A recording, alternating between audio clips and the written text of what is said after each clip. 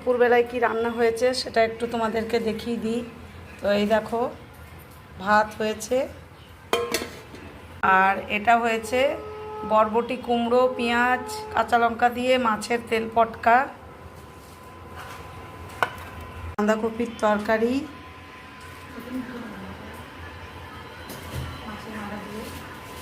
মাছের মাথা দিয়েই করেছি তরকারিটা, মাছেরই আজ বেশি আইটেম।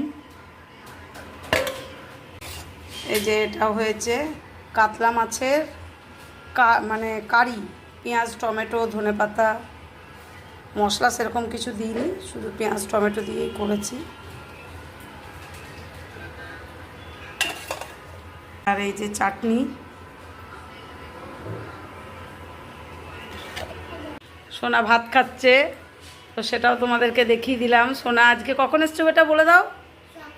সকালে এসছে। তো